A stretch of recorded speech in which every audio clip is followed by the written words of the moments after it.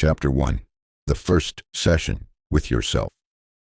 What if the answers you've been searching for weren't hidden in someone else's advice, but buried quietly inside you, just waiting to be heard?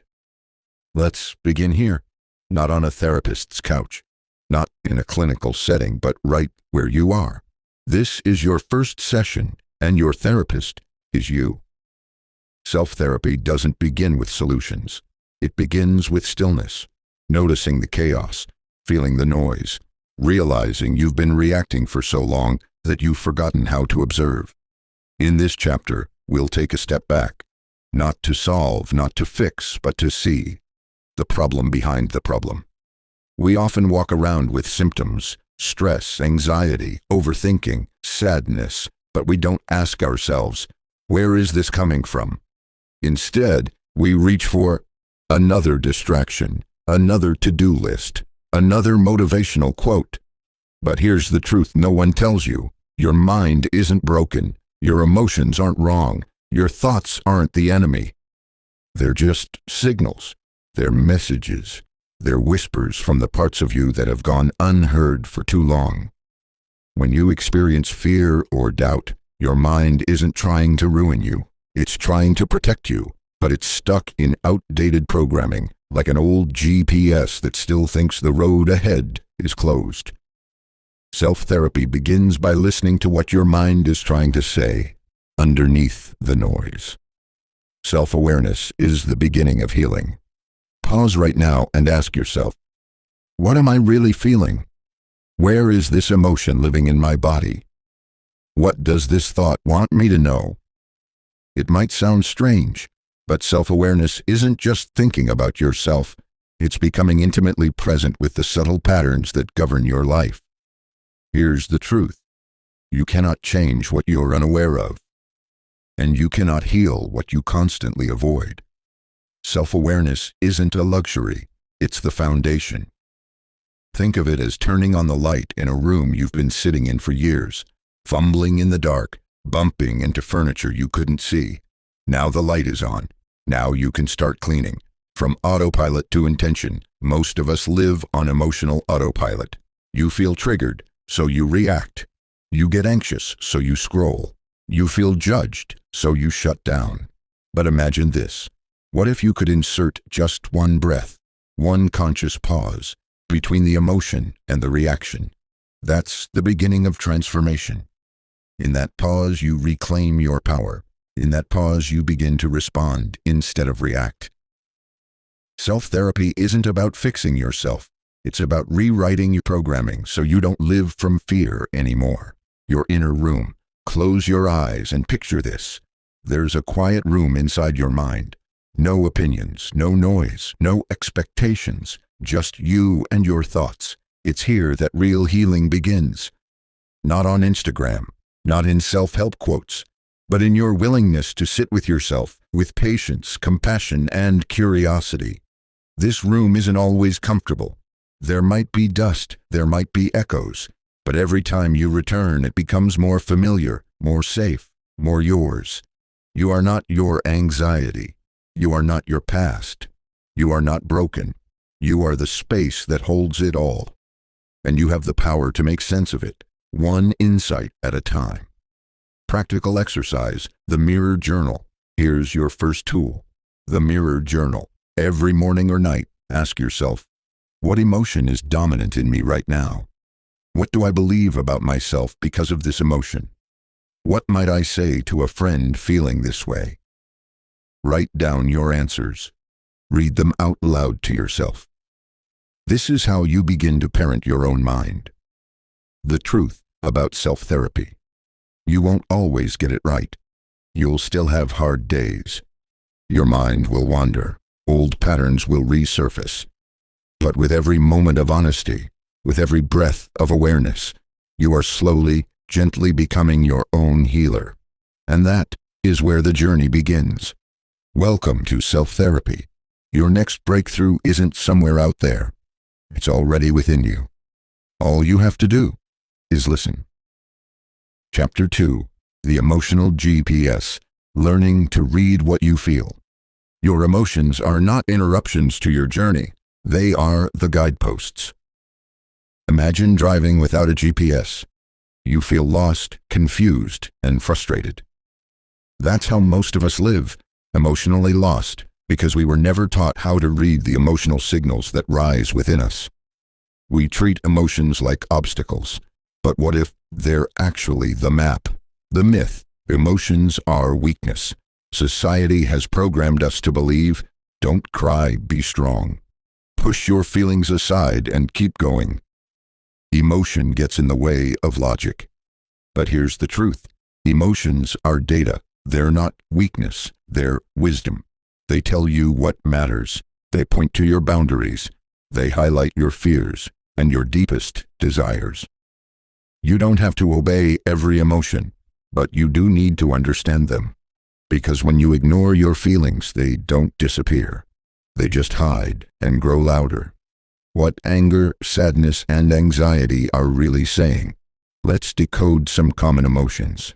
Anger isn't just rage. It's a sign of a boundary being crossed. It means something isn't right. I need to stand up. Sadness isn't weakness. It's grief. It's your body letting go. It means something valuable was lost. Please give me space to mourn. Anxiety isn't just nerves. It's the mind preparing for threat. It means I'm overwhelmed. I need clarity and calm. Each emotion is a messenger, but most of us shoot the messenger instead of listening. Self-therapy invites you to do the opposite. Emotional literacy is self-mastery. Think about this. If someone gave you a book in a language you didn't understand, would you get mad at the book? No. You'd learn the language. Your emotions are the same. They are messages written in the language of energy and sensation. If you can learn to translate them, you can learn to master your internal world. This is what emotional intelligence really is. And it begins with curiosity, not control. The feel to heal method. Here's a tool you can use today. It's simple but powerful. Step 1. Name it. Say the emotion out loud. I feel overwhelmed. I feel ashamed. Naming gives it structure. Without naming, emotions stay vague and scary. Step 2. Locate it. Where is it in your body? Your chest, your stomach, your throat. Don't analyze, just observe. Step 3. Ask it. What are you trying to show me? What do you want me to know? Step 4. Accept it. Don't argue with it. Don't rush it away. Let it be. Let it speak. Let it soften. This is how emotion turns into transformation. The power of emotional honesty. Emotional suppression is a silent killer. It looks like strength on the outside, calm, composed, unbothered. But inside, you're tired, you're heavy, you're carrying too much. Being emotionally honest doesn't mean you fall apart. It means you give yourself permission to be real. And realness is where healing begins.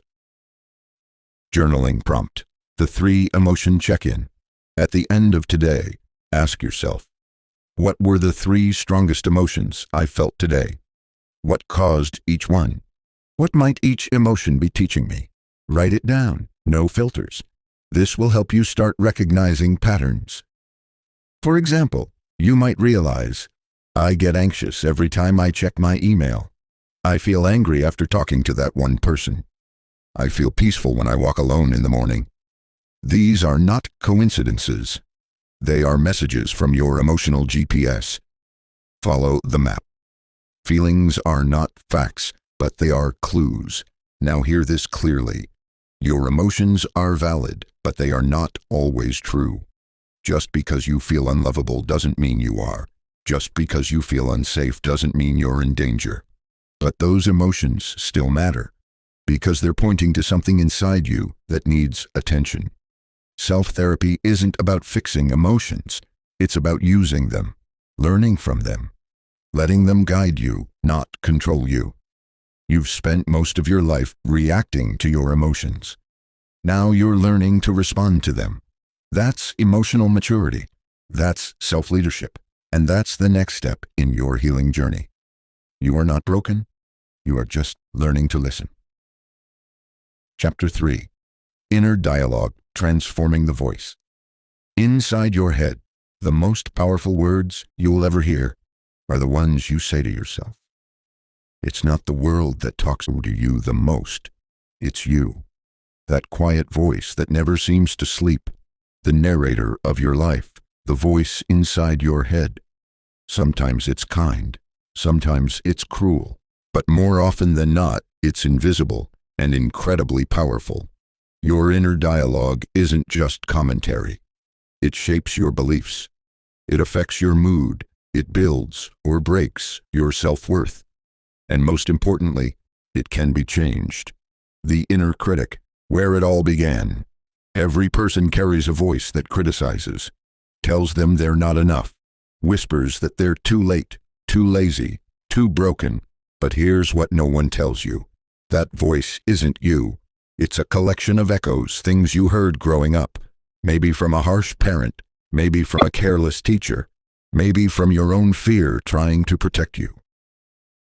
This inner critic believes it's keeping you safe, but in reality, it's keeping you small. Self-therapy teaches you to recognize this voice, not obey it. You are not your thoughts. Let's get one thing straight. You are not the voice in your head. You are the one listening to it. You are the observer.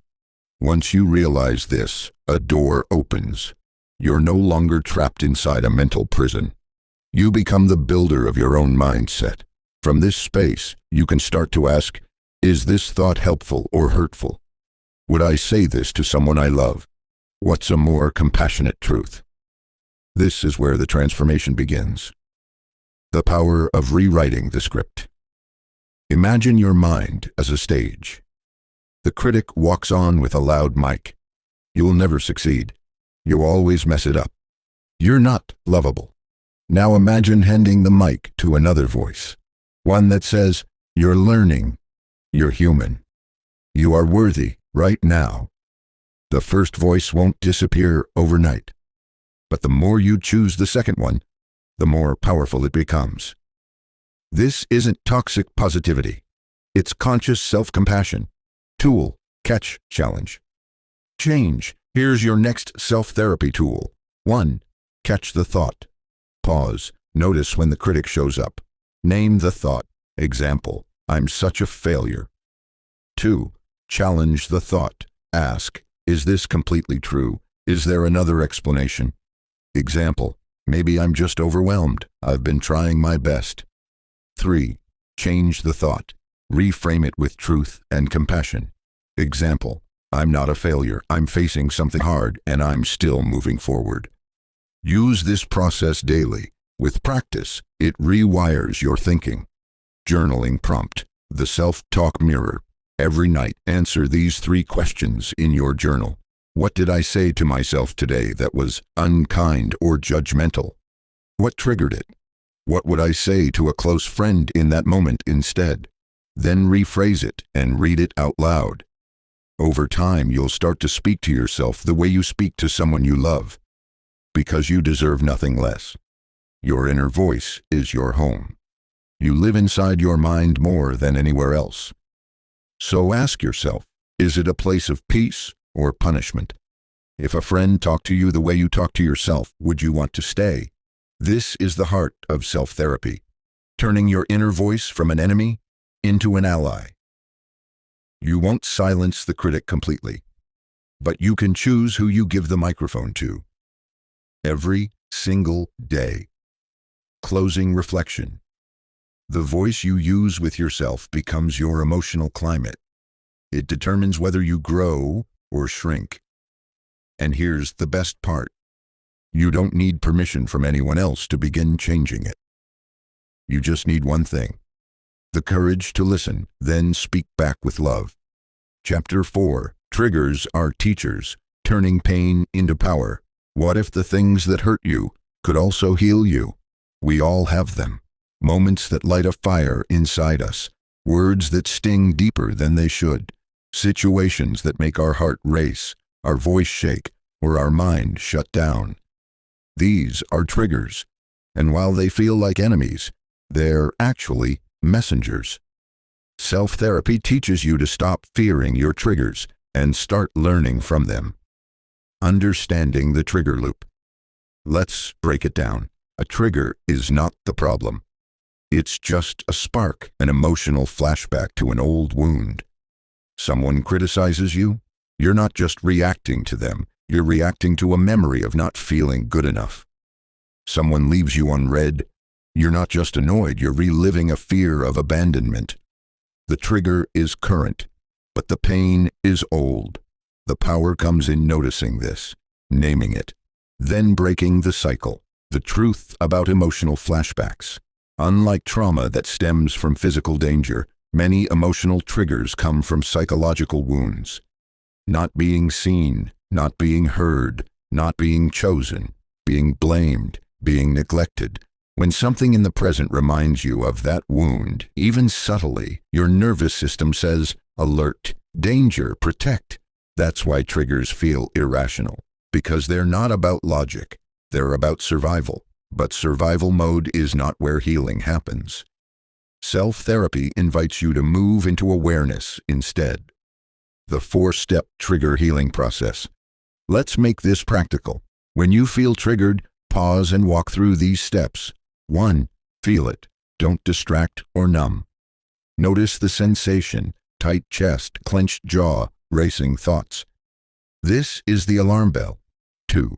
Name it. Say it clearly. I feel dismissed. I feel unsafe. I feel not enough. Naming grounds the emotion. 3. Trace it. Ask, where have I felt this before? What memory or belief is being activated? 4. Reparent it. Speak to yourself like a wise inner parent would. You are safe now. You are allowed to feel this. This moment is not your past. This is how you interrupt the trigger. Not with force, but with compassion and clarity. What triggers reveal about you? Your triggers don't just show you where you hurt. They show you where you haven't yet healed. They point to the boundaries you need, the insecurities you carry, the parts of you that need love, not judgment. So next time you're triggered, don't ask, what's wrong with me? Ask instead, what part of me is asking for care? That question alone can change your life. Journaling. Prompt. The trigger tracker. Start this simple, transformative practice. Every time you feel triggered, write down, what happened? What did I feel, emotionally, physically? What belief did it touch? What did I need in that moment? Over time, you'll see patterns. You'll begin to predict your triggers and protect your peace. Not everything deserves a reaction. Here's another truth. Not every trigger needs to be acted on. Sometimes the most powerful response is a pause, a breath, a step back, a choice to respond rather than react. Your growth is measured not by how perfect you are, but by how aware you become. Closing reflection. Your triggers are not signs of failure. They are portals leading you back to parts of yourself you've abandoned. Self-therapy means choosing not to run from those parts, but to sit with them, to listen, to love, because only when you face what hurts can you truly become whole. And remember, you are not too much. You are just finally feeling what was always there. That is not weakness. That is healing. Chapter 5. Boundaries, the silent language of self-respect. You don't set boundaries to control others. You set them to honor yourself. There comes a moment in every healing journey when you realize it's not just about what you let in, it's also about what you no longer allow. This is where boundaries enter. They're not walls, they're doors, and you hold the key. Boundaries are not selfish. They're sacred. They say, I love you and I love me too. Why we struggle to set boundaries. Most people don't struggle with knowing what they want. They struggle with the guilt of asking for it. Maybe you were raised to believe saying no is rude. Your worth is tied to how much you do for others. Making others uncomfortable is worse than betraying yourself. But here's the truth. Every time you say yes when you mean no, you abandon yourself. And every time you do that, you quietly teach others to do the same. Self-therapy helps you break that cycle. what a boundary sounds like. Boundaries don't need to be dramatic. They don't need to come with anger or explanation. Sometimes they sound like, "I'm not available for that. I'd rather not discuss that. This doesn't work for me. I'm taking time for myself." Clear, kind, firm. A boundary is not a request. It's a statement of truth. And people who benefit from your lack of boundaries, they'll be the loudest when you finally set them. But don't let that noise distract you. Let it confirm you're growing. Boundaries are not meant to fix other people. Repeat this with me. It is not your job to manage how others feel about your truth. Setting a boundary isn't about controlling someone else. It's about protecting your own energy, time, and peace. If someone gets angry when you say no, it's often because they were benefiting from your silence. And if that relationship only survives by you constantly betraying yourself, it's not a relationship. It's a transaction. Self-boundaries matter too. We often focus on boundaries with others. But what about the ones you set with yourself? The promise to rest instead of burn out. The discipline to stop doom scrolling. The commitment to speak to yourself with respect. These internal boundaries are the foundation. If you don't honor your own limits, why would anyone else? Tool, the boundary blueprint. Here's a self-therapy tool to make boundary setting easier. 1. Identify the leak. Where in your life do you feel resentment, dread, or exhaustion? That's where a boundary is needed. 2. Get specific. What behavior is crossing the line? What do you need instead? Example, I feel drained when I get last-minute work tasks after 6 p.m. I need my evenings respected. 3. Communicate clearly. Use I statements. Be direct, not defensive. Example, I'm unavailable for work messages after 6 p.m. I'll respond the next morning. 4. Hold the line. People may test it. Stand firm with calm consistency. Boundaries are not one-time declarations. They're habits of self-honor. Journaling prompt. My boundary inventory. Write down. Where do I feel drained or taken advantage of? Where have I been betraying my own needs? What is one boundary I can set this week to protect my peace? Then write the exact sentence you'd use to express it, out loud or in writing. Boundaries are not about pushing others away. They're about bringing yourself closer to who you truly are. They are acts of self-love, self-trust, self-ownership. Every time you set one, you say, I am no longer available for a life that costs me my peace. And that, my friend, is not just therapy. It's transformation. Here is Chapter 6 of The Art of Self-Therapy by Nick Trenton, diving deeper into the transformative journey of self-awareness and emotional healing. Chapter 6. The Power of Self-Awareness, Awakening to Your True Self. Awareness is the first step toward transformation. You've been living in your mind all your life, but have you really seen yourself? We go through life on autopilot, reacting, adapting, surviving, but real healing happens when you wake up to what's been going on underneath the surface. Self-therapy is the practice of awakening. It's about noticing the parts of you that have been hiding, silent, or ignored.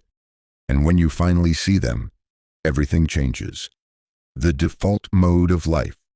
It's easy to let life take the lead, to fall into patterns, relationships, and choices that are comfortable, even if they don't serve you. This is the default mode of being. But default mode is also where we lose ourselves, where we keep repeating the same patterns, where we make decisions that aren't really ours. Self-awareness asks you to stop running on autopilot. It invites you to look closely at what's happening in your mind, emotions, and choices. When you develop the ability to step back and observe your thoughts, feelings, and behaviors, you awaken from that autopilot sleep. You realize something. You are not the sum of your automatic reactions. You are the one who chooses them. The inner observer, your true self. In the midst of all your thoughts, feelings, and noise, there is a place of stillness. a space that observes but does not judge. This is your inner observer, and when you connect with it, you unlock the ability to pause before reacting. Self-therapy teaches you to strengthen this inner observer, to recognize that you are the conscious witness of your emotions, thoughts, and reactions. The goal is not to control your thoughts or suppress your feelings. The goal is to observe them without attachment. When you see your emotions and thoughts as temporary experiences, you realize they don't have to define you. The 3 levels of awareness. To build true self-awareness, you must learn to deepen your attention on 3 levels. Thought awareness. What are you thinking in this moment? What are your immediate reactions? What beliefs are driving those thoughts? Is there an underlying story you've been telling yourself for years? Emotional awareness. What are you feeling beneath those thoughts? Is there an emotional undercurrent that you haven't fully acknowledged? What are the patterns in your emotional responses? Behavioral awareness. What are you doing in response to your thoughts and emotions? Are you acting in alignment with your true desires and values? Or are you reacting from old conditioned patterns? The more you practice observing yourself on these 3 levels, the clearer you become about who you really are and who you want to be. The mirror of your actions. Your actions reveal your inner state. What you choose to do, how you react to others, how you treat yourself, all of it is a mirror of your inner world. This is not about judgment. It's about seeing yourself clearly so you can make the conscious choice to change. Tool. The daily self-awareness. Check-in. Start each day with a simple but powerful habit. 1. Take 3 deep breaths. 2. Ask yourself, what do I need to be aware of today? How am I feeling emotionally right now? What patterns do I want to change? What do I want to create today? 3. Set an intention. I will pause before reacting. I will practice being aware of my thoughts, emotions, and actions today. By setting the intention at the start of the day, you train your mind to stay awake, present, and intentional throughout the day. The power of reflection. At the end of each day, take a few moments to reflect. Ask yourself, what did I learn about myself today? What thoughts, emotions, or behaviors showed up that I want to understand better? What can I do tomorrow to continue growing? Self-awareness isn't about perfection. It's about progress. And the more you practice it, the more you begin to trust your own clarity and intuition. Journaling. Prompt. My inner world. Write about your inner experience. What thoughts, feelings, and behaviors did you notice today? What did you learn about yourself? Where do you still feel stuck? And how can you start to make a shift? Use this as a tool to deepen your connection with yourself, because the more you understand your inner world, the more power you have to change it. You are not your thoughts. You are not your emotions. You are not your behaviors. You are the one who observes them all. And once you realize this, you no longer have to be controlled by them. Self-awareness is the first step in the process of transformation. It's not enough to simply change your behaviors. You must change how you see yourself and how you relate to everything inside of you. And as you continue to observe, to witness, to pause and reflect, you'll realize something profound. The more you see yourself clearly, the more you can become who you were always meant to be. Chapter 7. Emotional Regulation. Mastering the Storm Within. You can't control the waves, but you can learn to surf. Your emotions are powerful forces. They surge within you, sometimes in ways that seem uncontrollable. But just like the ocean waves, emotions are not permanent. They rise, peak, and fall.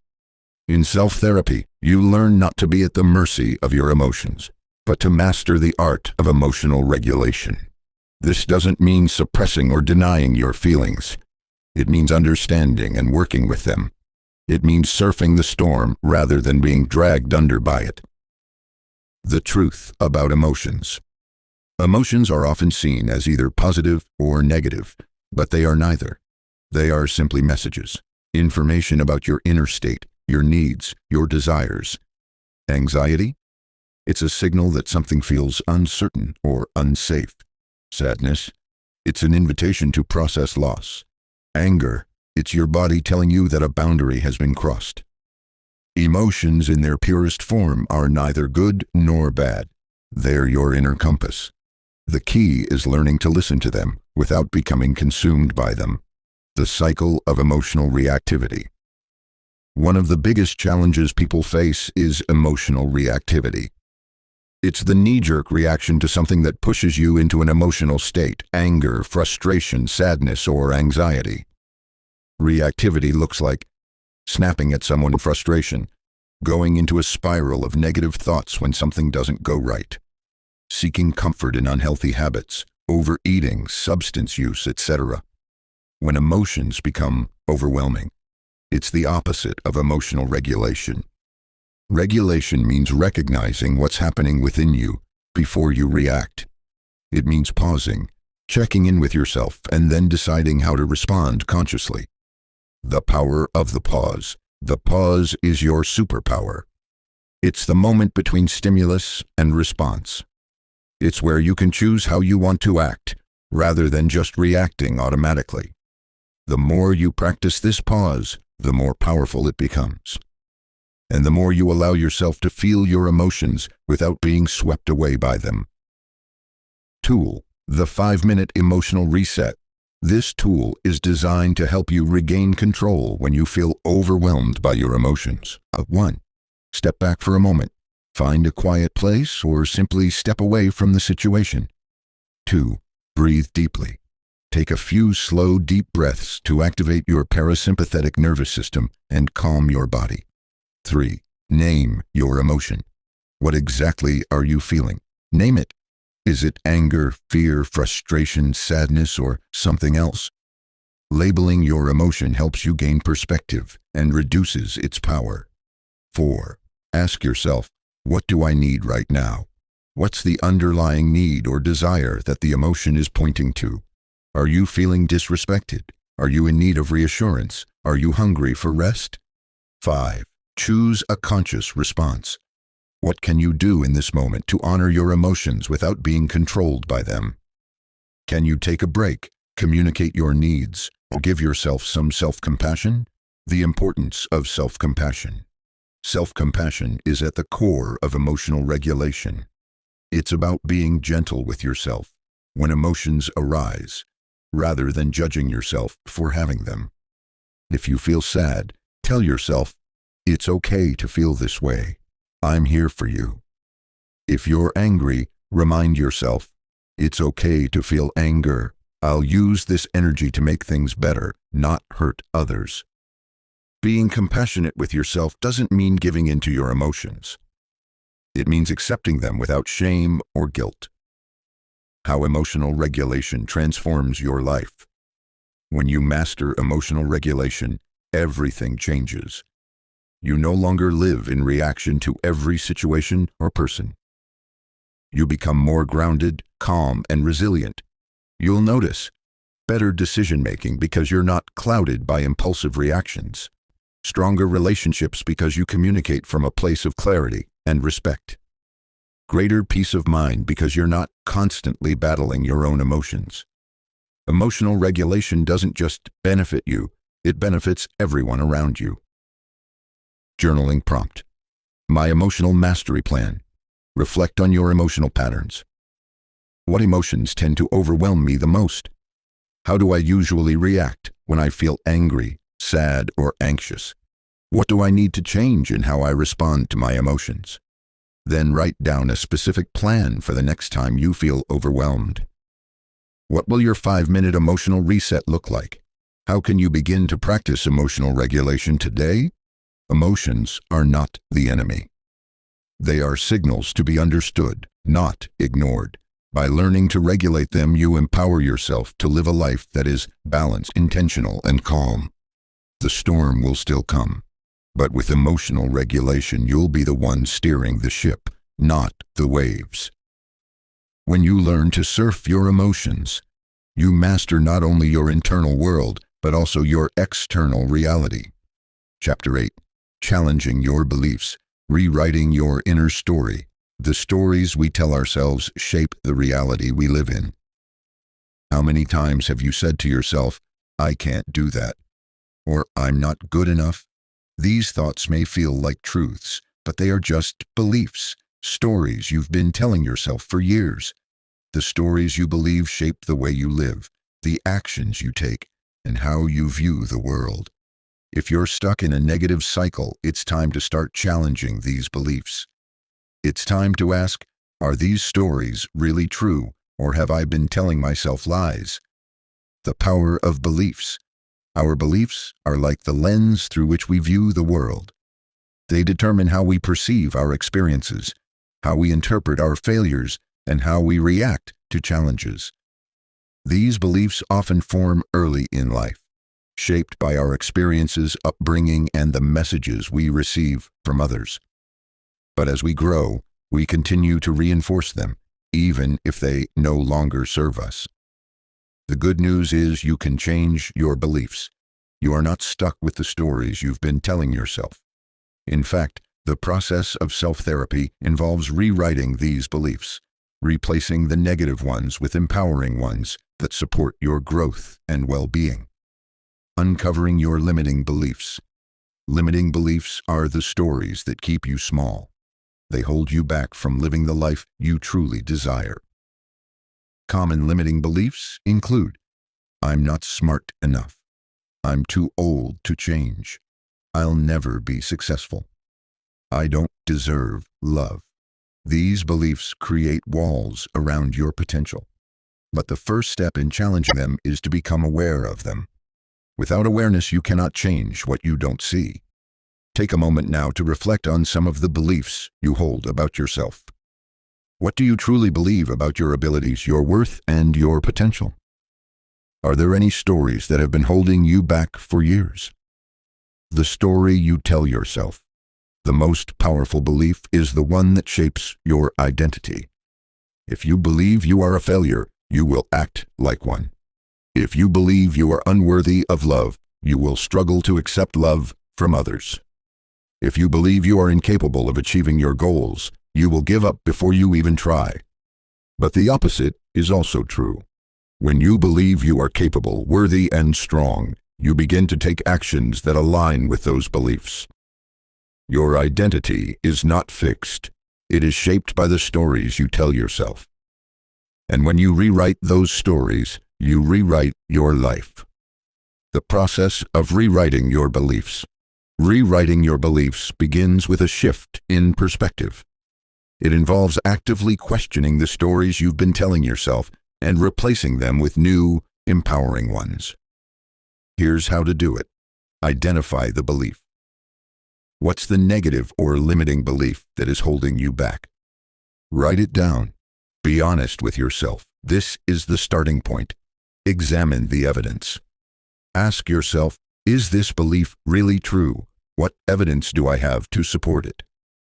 You may find that the belief is based on old experiences or assumptions, not on current facts. Challenge the belief.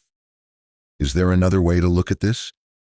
For example, if you believe I'm not good enough, challenge yourself by asking, what is the evidence that shows I am enough, just as I am? Replace with an empowering belief. Choose a new belief that serves you better. It might be something like, I am capable of achieving my goals. Repeat this new belief to yourself daily, especially when the old one resurfaces. Take action. Change only happens when you take consistent action. Align your behaviors with your new belief. If you believe you are capable, start doing things that demonstrate your capability. The role of affirmations. Affirmations are a powerful tool for rewiring your beliefs. They are positive statements that help shift your mindset and reinforce the new story you are telling yourself. For example, if you struggle with the belief that you're not good enough, try these affirmations. I am worthy of success and happiness. I am capable of achieving anything I set my mind to. I have everything I need to create the life I want. Repeat these affirmations regularly, especially when self-doubt arises. Over time, you will start to believe them, and your actions will follow. Tool: the belief transformation exercise. Take a few minutes each day to practice this belief transformation exercise. 1. Write down one limiting belief you have. Be honest with yourself and choose one belief that has been holding you back. 2. Challenge that belief. What evidence do you have that contradicts this belief? Can you think of any experiences, successes, or positive feedback that show this belief is false? 3.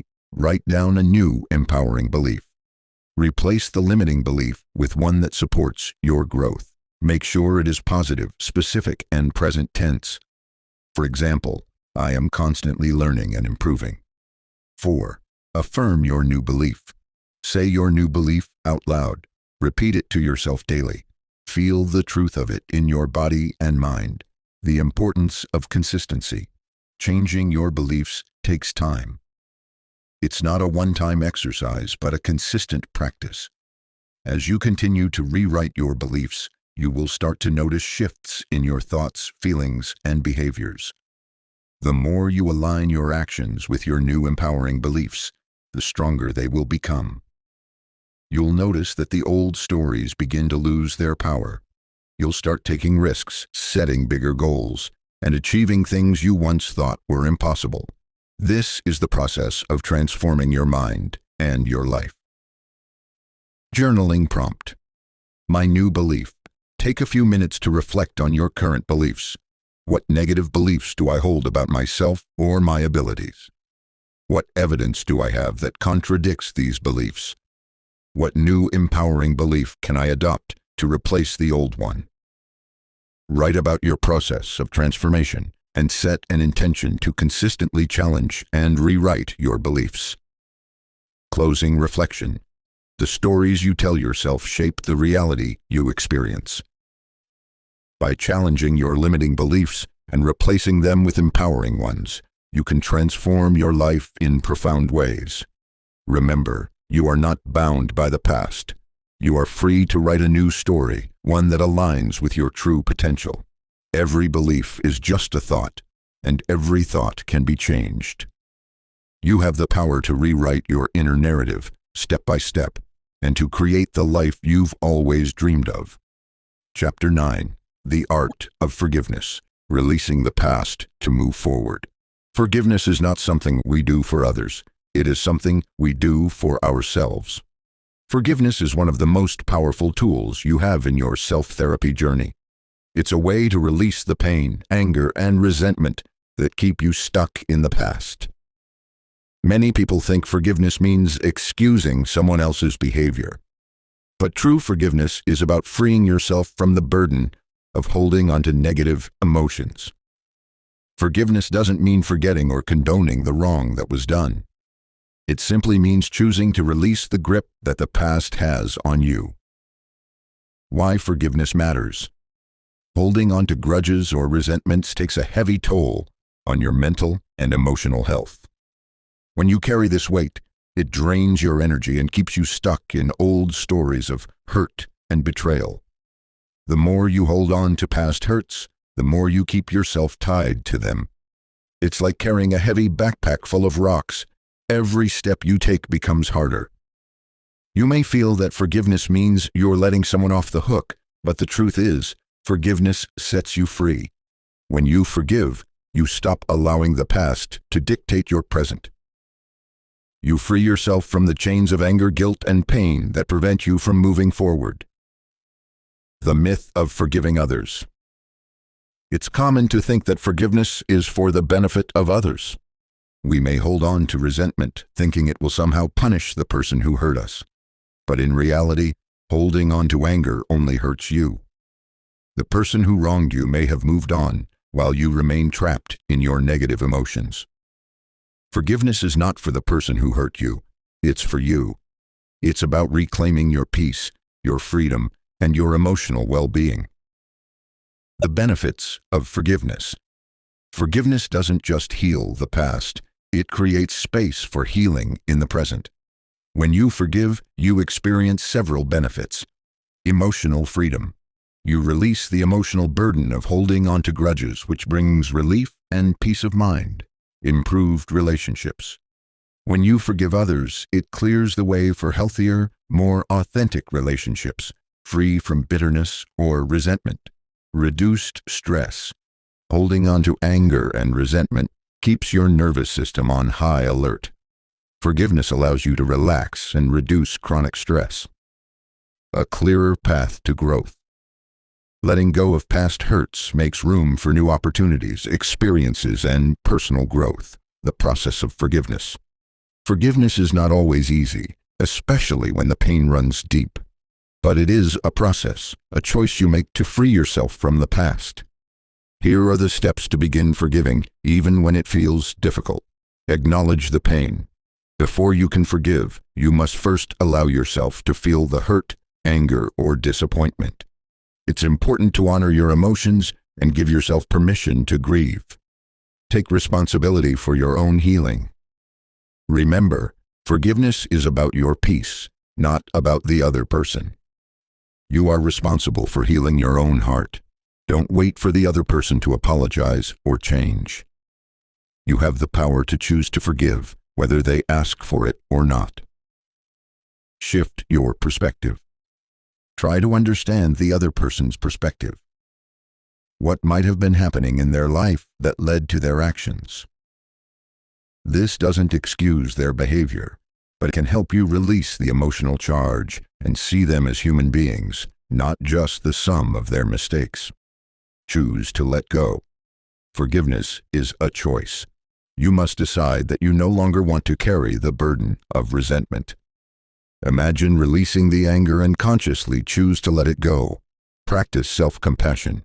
Be kind to yourself during this process. Forgiveness takes time, and it's normal to feel resistance. Forgive yourself for any feelings of anger, resentment, or judgment you have about the process. This is part of your healing journey. The power of self-forgiveness. While forgiving others is powerful, self-forgiveness is equally important. You might have done things in the past that you regret, and those actions may weigh heavily on your heart. But to move forward in your life, you need to forgive yourself for past mistakes, failures, or shortcomings. Self-forgiveness doesn't mean you condone your past behavior. It means you accept it, learn from it, and release the guilt that holds you back. Here's how to practice self-forgiveness. Acknowledge the mistakes. Admit to yourself what happened, without minimizing or denying it. Be honest with yourself about the pain it caused, both to you and others. Take responsibility. Accept responsibility for your actions and understand how they impacted your life and others. Taking ownership is the first step toward healing. Learn and grow. Ask yourself, what can I learn from this experience?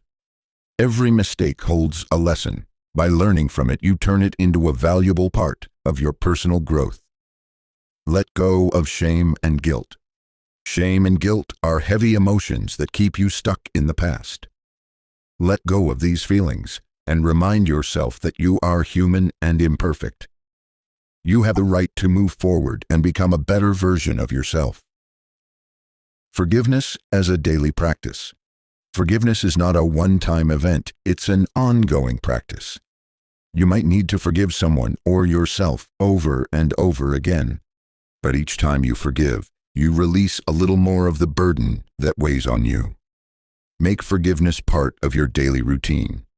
Every time a past hurt arises, remind yourself that you have the power to let it go. Each time you forgive, you free yourself from the chains of resentment, guilt, and anger. Tool: the forgiveness letter. One of the most powerful tools for forgiveness is writing a forgiveness letter.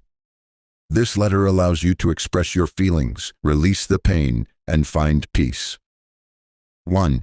Write a letter to the person who hurt you. In the letter, express all your feelings: anger, hurt, frustration. Be honest and raw.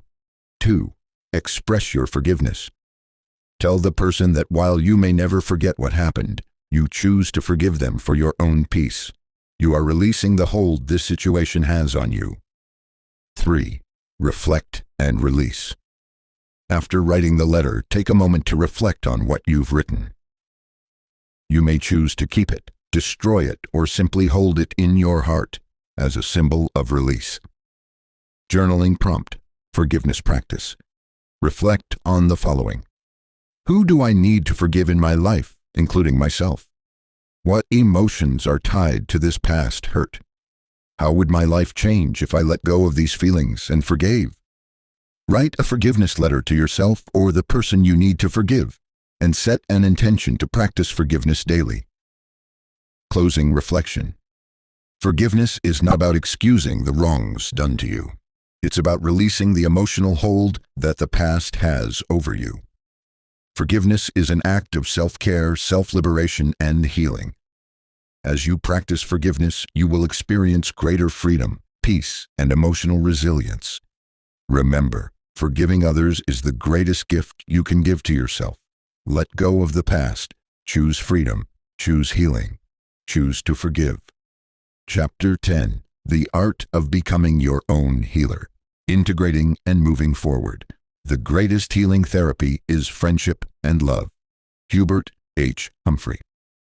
In this final chapter, we bring together everything you've learned throughout the art of self-therapy. Your journey of self-healing and growth is not an end, but a continuous, ever-evolving process. You have gathered tools, insights, and practices that will continue to serve you as you step forward into a future of deeper emotional well-being and mental clarity. The power of self-awareness. Self-awareness is the cornerstone of healing.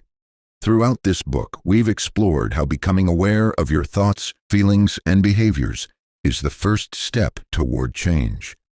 But awareness alone is not enough. It must be coupled with conscious action and a commitment to growth. Understanding your emotional patterns, triggers, and unconscious beliefs helps you break free from limiting behaviors. But it's the consistent practice of applying these insights that leads to lasting transformation. To heal yourself, you must become a witness to your own life. Observe your thoughts and feelings without judgment. This distance allows you to recognize unhealthy patterns, shift limiting beliefs, and take intentional actions that align with your authentic self. The importance of self-compassion. Throughout your journey, you have likely encountered moments of resistance, discomfort, and self-doubt. These are all normal parts of the healing process. What matters most is how you respond to these challenges. Self-compassion is the art of treating yourself with the same kindness, care, and understanding that you would extend to a friend. When you struggle, be gentle with yourself. Rather than criticizing yourself for not being perfect, embrace your imperfections as part of what makes you human. Healing is not a linear process, and setbacks are inevitable. But self-compassion helps you navigate these moments with grace, allowing you to bounce back stronger and more resilient than before. Integrating your healing practices. The techniques and practices we've covered, mindfulness, emotional awareness, forgiveness, self-reflection, are tools for your ongoing self-therapy. They are not meant to be temporary fixes, but lifelong companions in your journey of self-healing. To truly integrate these practices into your life, consider the following. Consistency is key. Set aside time each day for self-reflection, journaling, mindfulness, or any practice that supports your mental and emotional well-being. Even 5 minutes a day can create profound changes over time. Create rituals. Healing becomes more powerful when you turn these practices into rituals.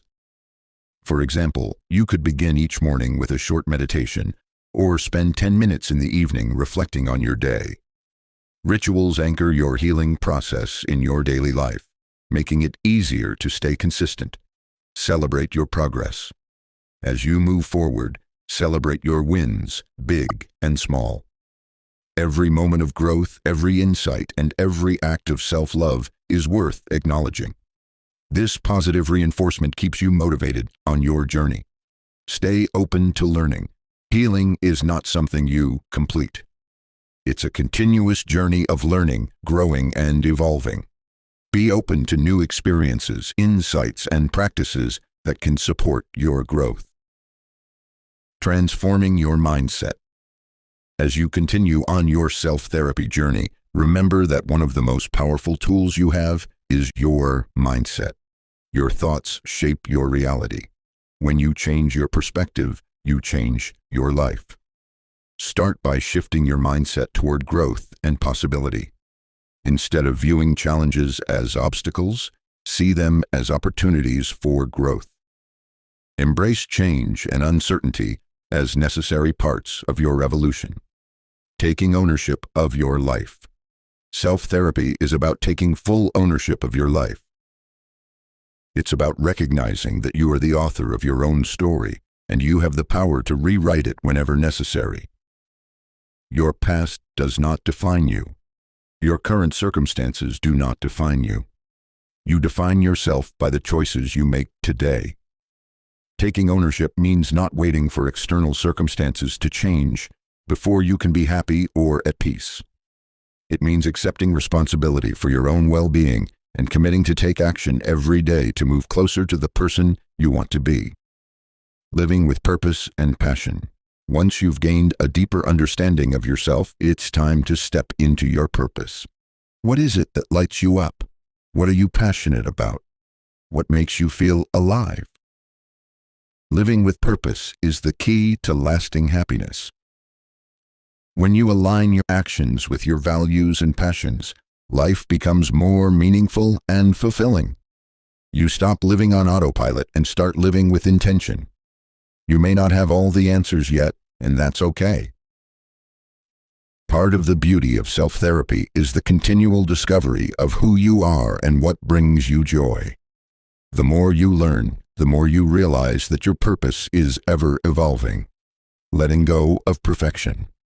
In our society, there is often pressure to be perfect, to have it all together, to never show vulnerability, and to always appear strong. But perfection is an illusion. True healing comes from embracing your imperfections and learning to live with them. Letting go of perfection means accepting that you are a work in progress. It's about giving yourself permission to be human and to make mistakes. In fact, it's often through our mistakes that we learn and grow the most. So let go of the pressure to be perfect and embrace the journey of becoming your authentic self. Tool: the Future Visioning Exercise. One of the most powerful ways to continue your journey of self-therapy is to have a clear vision of your future self. What do you want your life to look like in 1 year, 5 years, or even 10 years? Take a moment to close your eyes and envision your ideal future. What do you see? How do you feel? What kind of person are you becoming? Write down your vision and refer to it regularly. This vision will serve as your guiding light, keeping you focused and motivated on your journey of healing and growth. Closing thoughts. Your healing journey continues. As you close this book, remember that self-therapy is not a destination, it's a continuous journey. You are always evolving, growing, and healing. By committing to this journey, you are taking control of your mental, emotional, and physical well-being. You've now been equipped with tools, insights, and practices to support your ongoing transformation. But the real power lies in your ability to apply them consistently, to trust yourself, and to take responsibility for your own healing. You have everything you need within you to live a life of peace, purpose, and fulfillment. The art of self-therapy is your personal masterpiece. Create it, nurture it, and share it with the world.